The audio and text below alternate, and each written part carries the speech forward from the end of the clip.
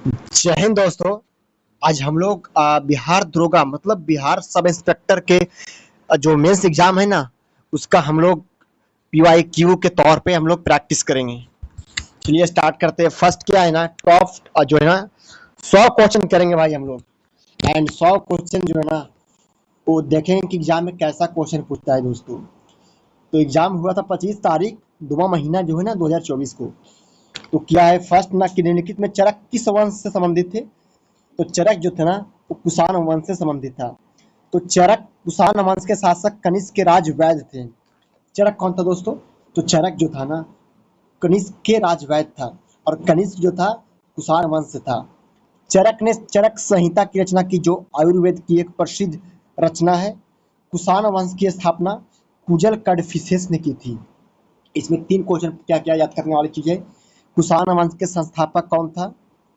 कुषाण वंश के तो कुजल कडफिसेस था। एंड आयुर्वेद का एक प्रसिद्ध रचना जो है ना चरक संहिता की है। एंड कुषाण वंश के शासक कनिष्क के राजवैद्य थे चरक। नेक्स्ट हम लोग देखते हैं ना कि कोलकाता का सहयोगी बंदरगाह निम्नलिखित में कौन सा है दोस्तों। तो हल्दिया बंदरगाह। फर्स्ट क्या है ना कि भारत में 13 प्रमुख बंदरगाह तथा कई छोटे छोटे जो है ना बंदरगाह है। कोलकाता भारत का एक प्रमुख और एकमात्र नदी बंदरगाह है, जो हल्दिया कोलकाता का सहयोगी बंदरगाह है। 2020 में कोलकाता बंदरगाह का नाम बदलकर डॉक्टर श्यामा प्रसाद मुखर्जी बंदरगाह कर दिया गया था। देखो भाई, तो कलकत्ता का एक हल्दिया जो बंदरगाह है ना, वो सबसे पहले तो कोची तो केरल में है, विशाखापत्तनम आंध्र प्रदेश में है। दो गो होगा नहीं। हल्दिया बच रहा है तो हल्दी घाटी का युद्ध से याद कर सकता है भाई कि कोलकाता के क्षेत्र में हुआ था क्या। तो कोलकाता का सहयोगी बंदरगाह कहाँ है? तो हल्दिया में है। हल्दिया एक है। एंड बिहार में मानवाधिकार आयोग का गठन कब हुआ था? तो बिहार राज्य मानवाधिकार आयोग की स्थापना जनवरी 2000 में हुई थी। एंड लेकिन लेकिन लेकिन दोस्तों 2008 में इसका जो है ना ऑफिशियल गठन हुआ था। याद करने वाली चीज क्या है कि बिहार में मानवाधिकार आयोग का गठन कब हुआ था? तो 2000 में हुआ था। एंड आर्द्र भूमि दिवस 2 फरवरी को मनाया जाता है दोस्तों। क्या है भाई, थोड़ा इसके बारे में जानते हैं हम लोग। 2 फरवरी को विश्व आर्द्र भूमि दिवस मनाया जाता है। 1971 में अंतर्राष्ट्रीय महत्व के वेटलैंड पर रामसर कन्वेंशन पर हस्ताक्षर करने के उपलक्ष्य में प्रत्येक 2 फरवरी को मनाया जाता है। इसका मुख्य जो पर्पस है ना आर्द्र भूमियों के महत्व और उनकी सुरक्षा के बारे में वैश्विक जागरूकता बढ़ाना दोस्तों। तो आर्द्र भूमि दिवस 2 फरवरी को मनाया जाता है। एंड निम्नलिखित में से सबसे बड़ा अशोक चक्र कहाँ स्थापित किया गया है? तो टोपरा कंगला कला में। भारत का सबसे बड़ा अशोक चक्र जो है ना हरियाणा के यमुना नगर के टोपरा कला गांव में स्थापित किया गया है। यह हल्का स्टील से बना 30 फीट व्यास वाला धर्म चक्र है, जिसका उद्घाटन 5 फरवरी 2019 को किया गया था। खैर खैर खैर दोस्तों, ये करेंट अफेयर में आ जाएगा, और ये जीके के तौर पर भी याद कर सकते हैं कि सबसे बड़ा अशोक चक्र कहाँ स्थापित किया गया है? तो टोपरा कला में। एंड अयोध्या दीपो उत्सव 2023 में निम्नलिखित में कितने लाख दिए जलाकर विश्व रिकॉर्ड बनाया गया था? तो खैर ये तो करंट अफेयर है, तो आप लोग छोड़ सकते हैं या याद रखने के लिए। तो 22 लाख प्लस जो है ना वो दीप जलाया गया था, और इसका जो है ना गिनीज वर्ल्ड रिकॉर्ड भी कायम कर दिया गया है भाई। तो अमनगढ़ बाघ रिजर्व निम्नलिखित में किस राज्य में है भाई? अब बताओ, अमनगढ़ कहाँ होगा? क्या लगता है तुमको? केरल में होगा?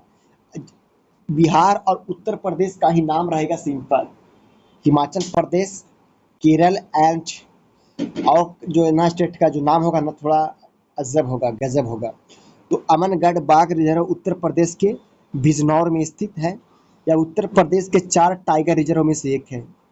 दुधवा टाइगर रिजर्व एवं पीलीभीत बाघ रिजर्व, रानीपुर टाइगर रिजर्व। मतलब देखो, अब हम लोग 4 टाइगर रिजर्व याद करते हैं कहाँ? उत्तर प्रदेश में। फर्स्ट दुधवा टाइगर रिजर्व हो गया, सेकेंड अमनगढ़ टाइगर रिजर्व हो गया, थर्ड पीलीभीत टाइगर रिजर्व हो गया, and fourth Ranipur tiger reserve हो गया। और रानीपुर बाघ अभयारण्य भारत का 53वां टाइगर रिजर्व है। एंड थोड़ा साइंस में देखते हैं क्या ना कि विद्युत शक्ति का मात्रा क्या होता है? तो वाट होता है। एंड दोस्तों क्या है ना कि किसी विद्युत परिपथ में जिस दर से विद्युत ऊर्जा जो है ना ट्रांसफर होती है, उस उसे इलेक्ट्रिक जो है ना पावर कहते हैं। इसका मात्रक वाट होता है। तो वाट सभी अम्लों में पाए जाने वाला तत्व कौन सा है दोस्तों? तो सभी अम्लों में बताओ, कोई बता सकता है? तो हाइड्रोजन जो है ना वो हर एक अम्ल में विद्यमान रहेगा। एग्जाम्पल के तौर पर देखते हैं हाइड्रोक्लोरिक अम्ल HCl, एंड एक होता है हाइड्रोक्लोरिक अम्ल, एंड फिर सेकंड हो गया सल्फ्यूरिक अम्ल H2SO4। तो इसमें भी हाइड्रोजन आया, इसमें भी हाइड्रोजन आया दोस्तों। अम्ल पहचानने का एक ट्रिक है कि उसमें हाइड्रोजन अवश्य रहेगा भाई। एंड उड़ीसा की बादाम पहाड़ी निम्न में कौन सी उत्पादित किया जाता है? तो बादाम की पहाड़ी व्यर्थ बादाम जो है ना माउंटेन, तो उड़ीसा में है। उड़ीसा के मयूरभंज में स्थित बादाम पहाड़ी की खदानें सोने एवं लोहे के यश के खनन के लिए प्रसिद्ध है। बादाम पहाड़ के लोहे में उच्च श्रेणी के हेमेटाइट अयस्क पाए जाते हैं दोस्तों। हमको याद रखना क्या चीज़ है ना कि उड़ीसा में जो बादाम की पहाड़ी है वहाँ लोहा मिलता है, एंड लोहा का एक अयस्क का नाम क्या है? हेमेटाइट। तो हेमेटाइट याद रखेंगे कि बादाम की पहाड़ी में हेमेटाइट मिलता है। एंड ज्वारनद, ज्वारनद क्या है भाई? ये ज्वारनद मुख्य निम्न में कौन सा नदी बनाती है? तो अब बताते हैं तुमको। ज्वारनद मुख्य हमको लगता है ना याद करने का ट्रिक ऐसे रखना कि कावेरी, गोदावरी, महानदी, ये तो हमेशा अरब बंगाल की खाड़ी में ही गिरता है भाई, ऑलवेज। लेकिन ताप्ती जो है ना अरब सागर में गिरता है, अरब सागर में गिरती है। तो इसमें डिफरेंस लग रहा है ताप्ती, ताप्ती बन जाएगा, आंसर हो जाएगा। इस टाइप से भी हम लोग बना सकते हैं। तो देख लेते हैं कि ताप्ती नर्मदा ज्वारनद मुख का निर्माण करती है। नर्मदा एवं ताप्ती पूर्व से पश्चिम की ओर प्रवाहित होते हुए खंबात की खाड़ी में गिरती है। तो बता सकता है खंबात की खाड़ी कहाँ है? देखो खंबात की खाड़ी कहाँ है। ये भारत का मैप हो गया ना, और गुजरात से लगता है खंबात की खाड़ी, गुजरात और महाराष्ट्र से। तो ये हो गया खंबात की खाड़ी। तो खंबात की खाड़ी में गिरता है क्या नदी? तो नर्मदा और तापी। इसे ज्वारनद मुख भी निर्माण करती है। ताप्ती का उद्गम स्थल मध्य प्रदेश के बैतूल जिले के मुल्ताई नामक स्थान से सतपुड़ा पर्वतमाला से होती है। नर्मदा ताप्ती जो है ना, तो ताप्ती नदी का जो है ना सतपुड़ा पर्वतमाला से क्या होता है ना कि उद्गम का स्रोत है। एंड सुग वंश का शासन के बाद किस वंश के शासन किया था, बता सकता है कोई? तो सुग वंश के बाद जो है ना वो कण्व वंश शासन पर आए थे। तो सुग वंश के अंतिम शासक जो थे वो देवभूति की हत्या कर उनके मंत्री वासुदेव कण्व ने कण्व वंश की स्थापना की। मतलब सुग वंश की स्थापना के बाद देवभूमि की हत्या हो गया, तो उनके मृत्यु वासुदेव कण्व ने कण्व वंश की स्थापना की थी। सुग वंश की स्थापना पुष्यमित्र शुंग ने की थी। सुग नहीं भाई, शुंग वंश है। तो शुंग वंश की स्थापना पुष्यमित्र शुंग ने की थी, एंड इसका अंतिम शासक देवभूमि था। और जब देवभूमि की हत्या करा के वासुदेव कण्व ने कण्व वंश की स्थापना की। एंड शुंग वंश की प्रमुख राजधानी विदिशा और पाटलिपुत्र भी थी। याद करने वाली चीज है ना, बिहार से रिलेटेड है। तो शुंग वंश की राजधानी विदिशा और पाटलिपुत्र थी। पुष्यमित्र शुंग ने इसका जो है ना शासक भी रहे हैं, एंड देवभूमि भी शासक रहे हैं। एंड शुंग वंश के बाद कण्व वंश जो है ना गद्दी पर बैठा था। एंड दोस्तों थोड़ा मैथ के क्वेश्चन देख लेते हैं। एक ठोस बॉल का व्यास जो है ना 4.2 सेंटीमीटर है, एंड बॉल का जो डेंसिटी है वो 8.9 सेंटीमीटर ग्राम पर सेंटीमीटर क्यूब है। तो द मास ऑफ बॉल, मतलब मास ऑफ बॉल ज्ञात करना है हमको। सबसे पहले जो है ना हम क्या ज्ञात करेंगे कि व्यास दिया हुआ है, एंड रेडियस भी दिया हुआ है, घनत्व भी दिया हुआ है। तो बॉल का द्रव्यमान इज इक्वल टू बॉल का आयतन इंटू बॉल का घनत्व हो जाएगा। अगर मतलब मास निकालने के लिए हम लोग ये पढ़े ना भाई, घनत्व बराबर द्रव्यमान बटा आयतन।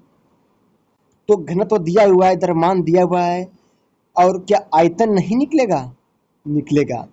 तो द्रव्यमान बराबर हो जाएगा आयतन इंटू घनत्व। तो बॉल का आयतन 4/3 पाई आर क्यूब होता है, एंड घनत्व दिया हुआ है। तो इसका मान पुट करके बना देंगे। याद रखने वाली चीज क्या है ना कि बॉल का आयतन क्या होता है? 4/3, मतलब गोला का आयतन याद करना। गोले का आयतन 4/3 पाई आर क्यूब होता है। नेक्स्ट हम लोग देखते हैं क्या है ना कि DRDO द्वारा विकसित अस्त्र किस प्रकार की मिसाइल है, थोड़ा ये भी देख लेते हैं हम लोग। तो वायु से सतह की वार करने वाला जो है ना एयर टू एयर मिसाइल है, वायु से वायु में वार करने वाला जो है ना एक अस्त्र मिसाइल है। निम्नलिखित में से प्रकाशिक तंतु किस नियम पर कार्य करता है? प्रकाशिक तंतु जो हमको लगता है ना प्रकाश के पूर्ण आंतरिक परावर्तन पे, तो 15 के आंसर ये होना चाहिए, है ना, कि प्रकाशिक तंतु जो है ना पूर्ण आंतरिक परावर्तन के जो है ना सिद्धांत पर कार्य करता है। एंड नेक्स्ट 1916 में कांग्रेस का जो अधिवेशन हुआ था वो कहाँ हुआ था? 1916 में कांग्रेस का अधिवेशन लखनऊ में हुआ था, क्योंकि 1916 में जो है ना कांग्रेस के लखनऊ मतलब पूना पैक्ट हुआ था। एंड इस टाइम तो वर्ष 1916 में भारतीय राष्ट्रीय कांग्रेस का वार्षिक अधिवेशन लखनऊ में आयोजित किया गया था। इस अधिवेशन में गरम दल का कांग्रेस में पुनः प्रवेश हुआ था। इस एक्ट में की दूसरी अहम उपलब्धि सीधा लखनऊ समझौता थी। इस अधिवेशन में कांग्रेस ने सरकार के समक्ष अपनी समान मांगे प्रस्तुत की थी, मतलब गरम दल जो है ना वो पुनः कांग्रेस में मिल गया था भाई। और भीमराव अंबेडकर जो है ना डिप्रेस्ड क्लास एसोसिएशन की स्थापना किस वर्ष किए थे? तो 1930 में। भाई what the depressed class association क्या है भाई? 1930 में डॉक्टर भीमराव अंबेडकर द्वारा की गई थी। इसका मुख्य उद्देश्य था दलित समुदाय के अधिकारों के लिए संघर्ष करना और उन्हें सशक्त बनाना। कांग्रेस का प्रथम विभाजन कब हुआ था? तो कांग्रेस का प्रथम जो विभाजन जो हुआ था ना वो सूरत का अधिवेशन 1907 में हुआ था। थोड़ा ये देखते हैं, बहुत इंपॉर्टेंट है भाई ये, कि INC का पहला जो विभाजन हुआ था वो 1907 में सूरत अधिवेशन में हुआ था। इसमें कांग्रेस दो गुटों में बट गया था, एक हो गया गरम दल, एक नरम दल। उग्रवादियों का नेतृत्व लोकमान्य तिलक, लाला लाजपत राय और बिपिन चंद्रपाल मतलब लाल पाल बाल ने किया था, जबकि उदारवादियों का नेतृत्व जो था वो गोपाल कृष्ण गोखले, फिरोज शाह मेहता एंड सुरेंद्रनाथ बनर्जी। थोड़ा हम लोग देख लेते हैं कि जब लखनऊ अधिवेशन 1907 में हुआ था तो कांग्रेस का विभाजन हो गया था। एंड जो नरम दल जो थे ना वो नरम दल में गोपाल कृष्ण गोखले,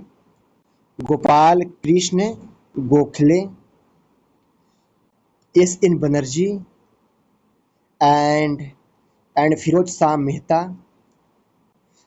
मेहता। और अगर नरम दल की बात करें तो बाल गंगाधर तिलक, लाला लाजपत राय एंड चंद्रपाल पाल।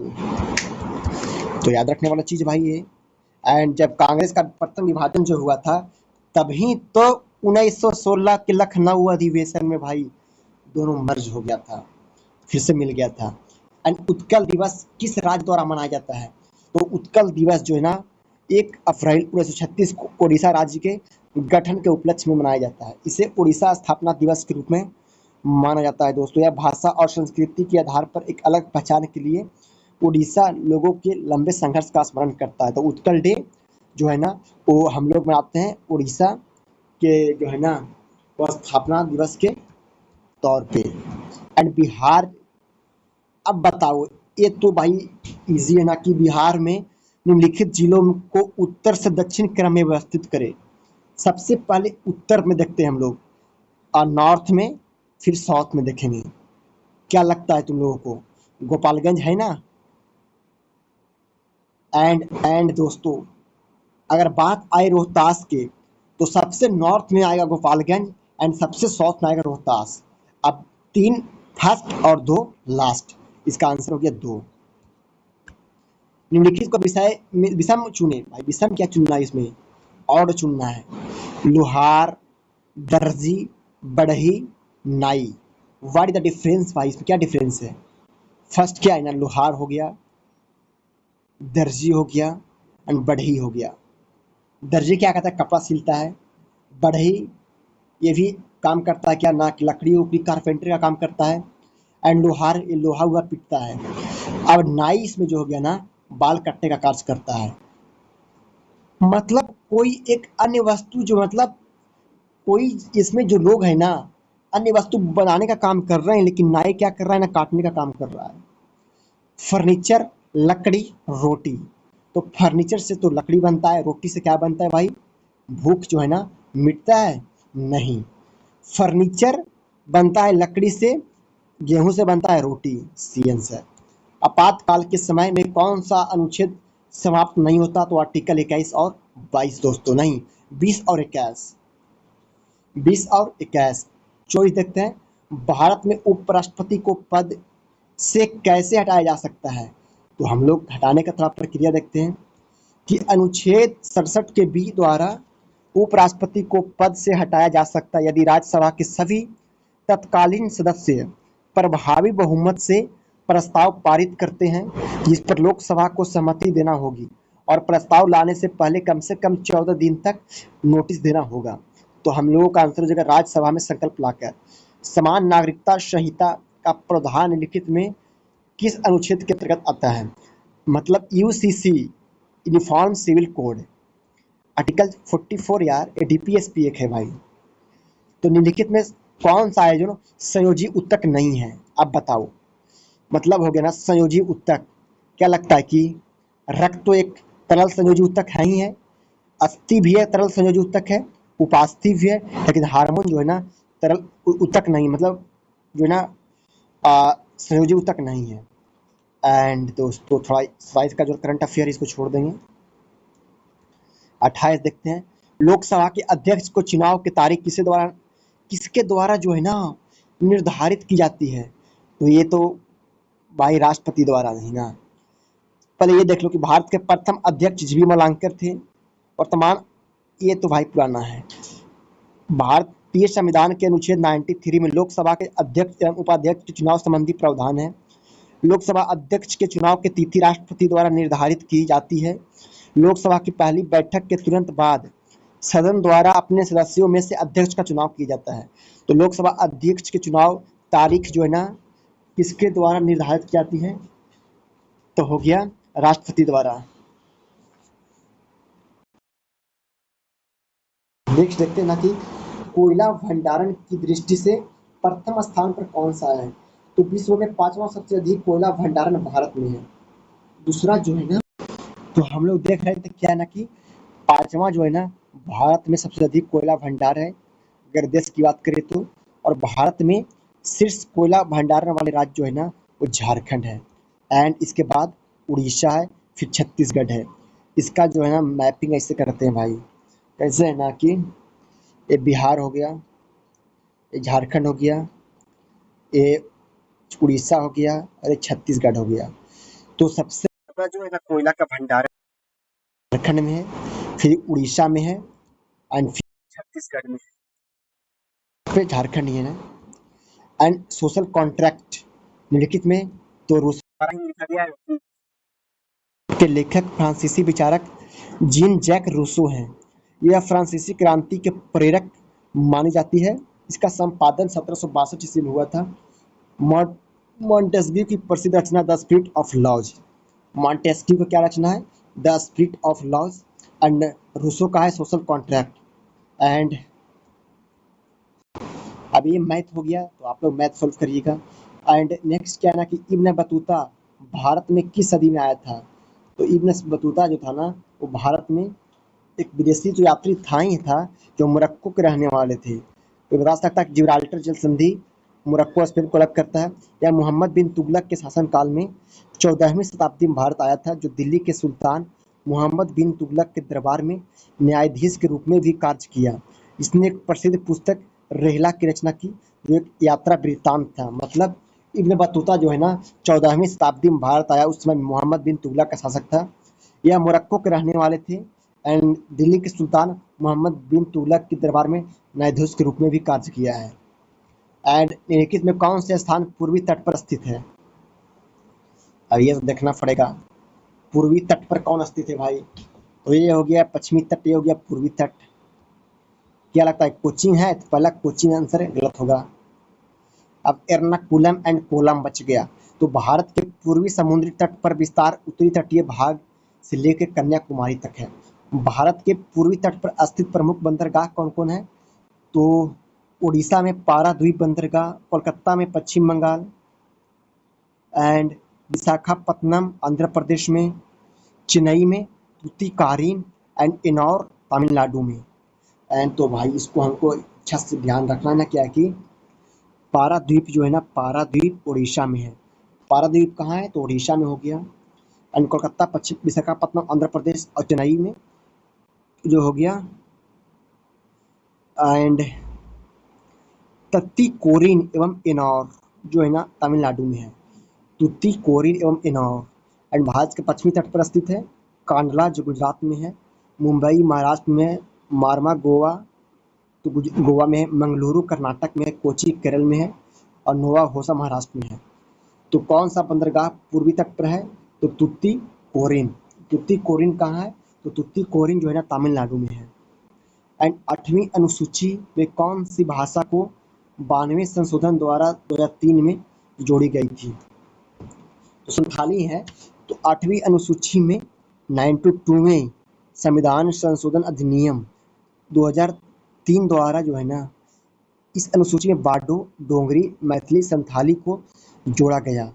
मतलब 8वीं अनुसूची में 92वें संविधान संशोधन अधिनियम 2003 द्वारा बाडो, डोगरी, BDMA मतलब बदमाश, BDMS बदमाश, BDMS बाडो, डोगरी, मैथिली, संथाली को जोड़ा गया। इस संशोधन के बाद 8वीं अनुसूची में कुल मान्यता प्राप्त भाषाओं की संख्या 22 हो गई। फिर 21वां संविधान संशोधन 1967 द्वारा जो है ना, उस 71वां संविधान सिंधी को, 71वां संविधान संशोधन 1992 द्वारा नेपाली को, एंड मणिपुर एंड कोंकणी को 8वीं अनुसूची में शामिल किया गया है। भारतीय संविधान के भाग 17 के अनुच्छेद 343 से 351 तक आधिकारिक भाषाओं का उल्लेख किया गया है। एंड योजना आयोग का स्थापना 1950 में हुआ ही था। एंड हम लोग देखते हैं 36 की पूगा घाटी जो है ना, वो लद्दाख में है। तो क्या भाई आखिर, तो जो लद्दाख में स्थित है किस लिए प्रसिद्ध है? तो भूतापीय ऊर्जा। पूगा घाटी लद्दाख में दक्षिण पूर्वी हिस्से में स्थित है। भूतापीय ऊर्जा गर्म झरनों अपने प्राकृतिक सुंदरता के लिए प्रसिद्ध है। यहाँ सल्फर और बोरेवंश के विशाल भंडार भी पाए जाते हैं। लोकसभा अध्यक्ष एवं उपाध्यक्ष दोनों अनुपस्थित हो तो लोकसभा की बैठक की अध्यक्षता कौन करता है? तो सभापति। तो अगर लोकसभा अध्यक्ष और उपाध्यक्ष दोनों अनुपस्थित होना, लोकसभा बैठक की अध्यक्षता सभापति पैनल की कोई सदस्य सदन की अध्यक्षता करता है। हालांकि लोकसभा अध्यक्ष या उपाध्यक्ष का पद रिक्त होने पर सभापति पैनल का कोई सदस्य सदन की अध्यक्षता नहीं कर सकता। एंड थोड़ा आगे समांतर श्रेणी। अगर जो है ना 9वां पद निकालना है तो पहला पद दिया हुआ है, दूसरा पद दिया हुआ है। और अगर बात करें हम कि what is the difference between सार्वंतर, सार्वंतर कितना है? तो 5 का है भाई, 6 का है। एंड 6 डी तो 6 हो गया, तो हमको निकालना है 9वां पद। 3 बराबर तो हो गया a plus n-1 into D.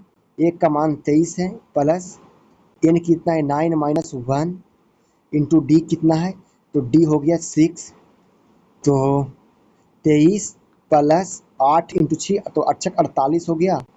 48 तो 8 और 3 तो लास्ट में 1 का बचेगा भाई। तो एक जो यूनिट डिजिट 1 कौन है? तो भाई 71 है, आंसर होगा। एंड थोड़ा ये देख लो ना कि भारत जो है ना अध्यक्ष को सम्मानित करे तो ग्राम पंचायत का जो है ना सरपंच होगा ग्राम पंचायत में। एंड नगर निगम में महापौर होगा। भारत का संघ प्रधानमंत्री, राज्य में राज्यपाल होगा। आप लोग ला लीजिएगा। एंड थोड़ा हम लोग रखते हैं 40 जीआई टैग किस संस्था द्वारा दिया जाता है? थोड़ा ये देखते हैं, हम लोग पढ़ते हैं ना कि भारत में भौतिक संकेतन ज्योग्राफिकल इंडेक्स की रजिस्ट्री उद्योग संवर्धन एवं आंतरिक व्यापार विभाग के तहत वाणिज्य और उद्योग मंत्रालय द्वारा संचालित की जाती है। जो है ना उद्योग मंत्रालय द्वारा जो है ना संचालित की जाती है। या रजिस्ट्री वस्तुओं के भौगोलिक संकेत अधिनियम 1999 के अनुसार जीआई टैग जारी करती है, जो भारत में वस्तुओं के भौगोलिक संकेतक अधिकारी को नियंत्रित करता है। यह बौद्धिक संपदा अधिकार के व्यापार संबंधी पहलुओं पर विश्व व्यापार संगठन WTO समझौते द्वारा विनियमित एवं निर्देशित है। तो जीआई टैग को किस संस्था द्वारा दिया जाता है? तो WTO द्वारा, वर्ल्ड ट्रेड ऑर्गेनाइजेशन। लेकिन भारत के उद्योग एवं वाणिज्यिक मंत्रालय द्वारा। अगर पुलिस को भाई इस टाइप में लिखा जाता है तो राइटर को क्या लिखा जाएगा, हम लोग को कुछ नहीं करना है, कुछ नहीं करना है, इंटरचेंज करना है, सिर्फ लास्ट फर्स्ट अक्षर और लास्ट अक्षर। तो आर फर्स्ट में होगा और डब्ल्यू लास्ट में होगा, तो बी आंसर होगा। ये तो इजी एक है। एंड 42 देखते हैं, बोस आइंस्टीन कंडेंसेंस क्या होता है भाई? पदार्थ की जो है ना पश्चिमी अवस्था लगता है शायद है। तो बोस आइंस्टीन कंडेंसेट बहुत कम गतिज ऊर्जा होती है। यह पदार्थ की एक अवस्था है जो तब बनती है जब बोसोन नामक कणों के एक समूह को परम शून्य ताप मतलब अत्यंत जो है ना शून्य केल्विन के अत्यंत निकट तापमान पर तक ठंडा किया जाता है, जिससे उनकी गतिज ऊर्जा लगभग समाप्त हो जाती है और वे एक ही क्वांटम अवस्था में आ जाती है। तो मतलब बोस आइंस्टीन कंडेंसेशन में क्या होती है, जो बहुत कम गतिज ऊर्जा होती है। एंड दोस्तों, बक्सर के युद्ध के समय दिल्ली पर किसका अधिकार था? तो कोई बता देगा भाई, शाह आलम का। 22 अक्टूबर 1764 को लड़ा गया था। एंड बक्सर के युद्ध के समय दिल्ली पर शाह आलम का जो था ना वो शासन था, जिसमें ब्रिटिश ईस्ट इंडिया कंपनी ने अवध के नवाब मीर कासिम और शाह आलम द्वितीय की संयुक्त सेना को हराया था। अवध के नवाब मीर कासिम था उस टाइम की अध्यक्ष। क्या है ना कि अध्यक्ष अध्यक्ष आत्मक सरकार को क्या विशेषता होती है? तो होती है स्वतंत्र न्याय कार्यपालिका। एंड थोड़ा ये देख लो, निम्नलिखित में विषम आकृतियों को चयन करें।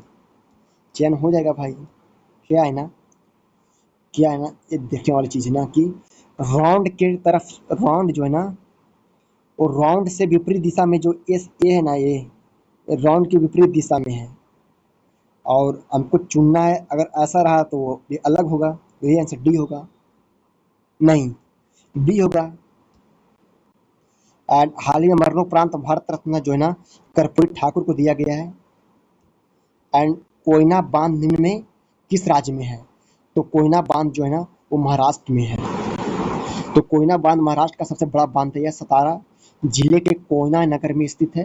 कोयना बांध कोयना नदी पर बनाया गया है। यह मलबा कंक्रीट बांध है। इसमें बांध का मुख्य उद्देश्य जो है ना पड़ोसी क्षेत्रों में सिंचाई सुविधाओं के साथ साथ जल विद्युत को आपूर्ति करना। तो कोयना बांध जो महाराष्ट्र में है तो है ही है। एंड 48 देखते हैं, पहाड़ों पर पानी कब कब उबलता है? अब देखो थोड़ा, पहाड़ों पर पानी समुद्र तल से कम ताप पर उबलता है क्योंकि ज्यादा ऊंचाई पर वायुमंडलीय दबाव कम होता है, जिससे पानी के अणुओं को गैसीय अवस्था में जाने के लिए कम ऊर्जा की जरूरत पड़ती है।